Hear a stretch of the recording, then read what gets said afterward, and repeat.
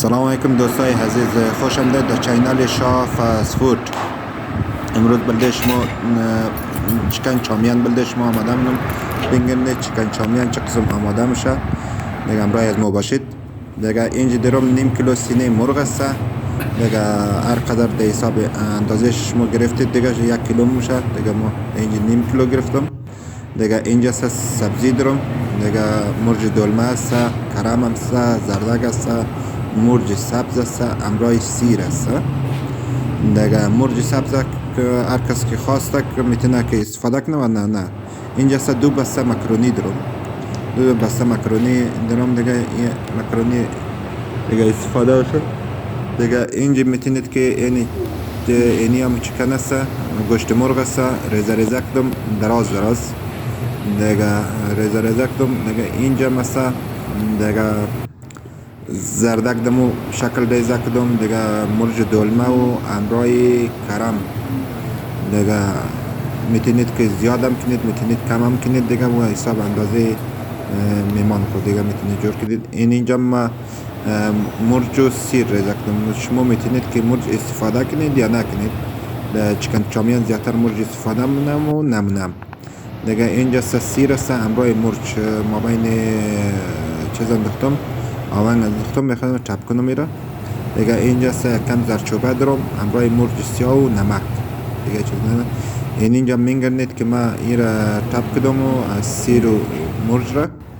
دیگه این هم مثلا سرکه چیز سویا ساس است، سویا ساس دیگه تقریبا در نیم کیلو 2 قاشق غذاخوری استفاده کنید. دیگه اینو میگردید که ما در اینجا اختمونو میره پیش از پیش اختمونو اخته کفته که 1 2 ساعت 3 ساعت پیشتر اختهش نه که خیلی خوب شمایه. دیگه هر قدر که اخته از ایمان دیگه اون قدر خوب شمایه. اینو سیر و مرج و سبز و دیگه زرچوبه و مرج سیاه و نمک دیگه یکم سویا ساس هم میندازم بلیشی دیگه اینی هم مثل سویا ساس دیگه میندازم اندازه 2 قاشق ماسخوری یا غذاخوری دیگه میندازم. زیاد انداخته نشنه چرا که نمک زیاد میشه بازم. اینجا میگردید که نگرد کلو بلده 2 ساعت بایدی باشه، بعد 2 ساعت بعد پخته میشه دیگه در سرخ میندازم. اینجا میگردید دوستای عزیز مکرونی او جوش هم ده دیگه مکرونی 4 قاشق 5 قاشق نمک میندازم که ما بین او مکرونی. اینجا مثلا 2 بسته مکرونی دارم، او 2 بسته مکرونی رو من میندازم تا پخته شنه و نرم شنه بلده 10 دقیقه الا 12 دقیقه ما بین دیک جوش مخوره میگردید.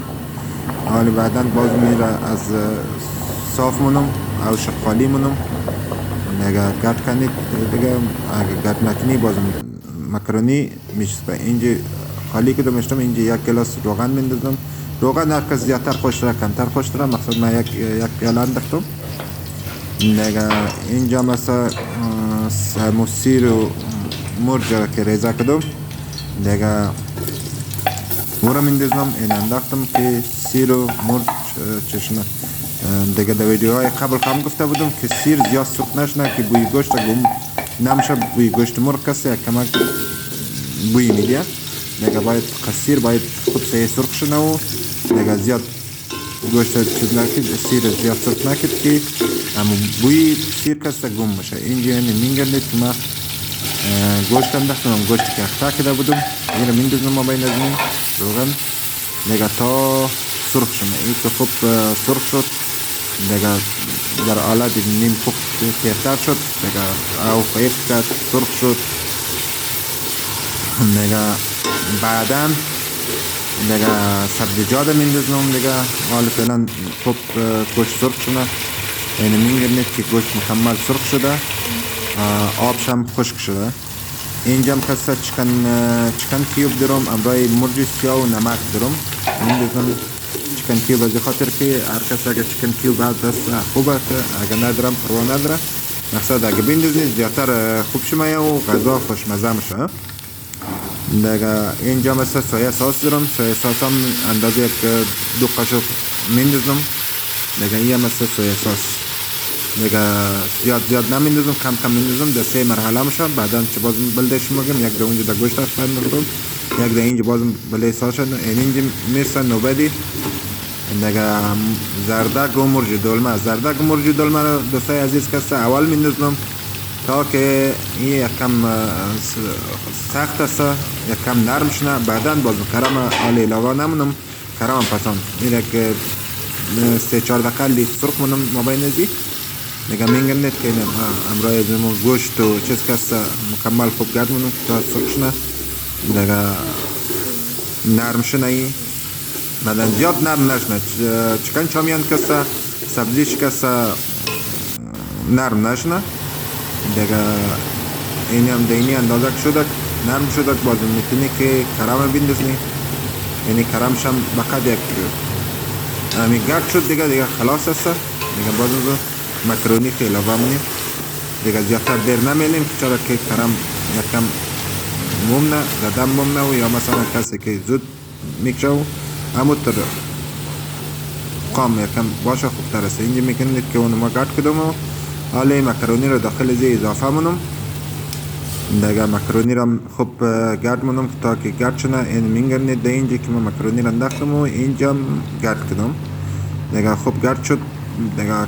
کسایی میتونه که زود صرف کنه و کسایی میتونه و دیر. اگر مکرونیش میخ هسته میتونید بلده که 10 دقیقه 15 دقیقه لی دادم بلید که تا خوب دمم بگیره و دیگه چیزم شنه گرمم باید مکرونی، چرا که مکرونی رو وقت از او جوش میکشیم یخ میشه نه دیگه. از دو خاطر کسا این کسا ما مکرونی رو کشیدم دیگه. میگرنید که دیگه بعد از این اینی مکرونی چکن چامیان است دیگه. دوستای عزیز کامنت کت، خوش ممات لایک کت دیگه. نظریات خوب مربیدید چطور بوده دیگه. این بود از امروزنه غذای ما چکن چامیان. خدا حافظ و ناصر شما.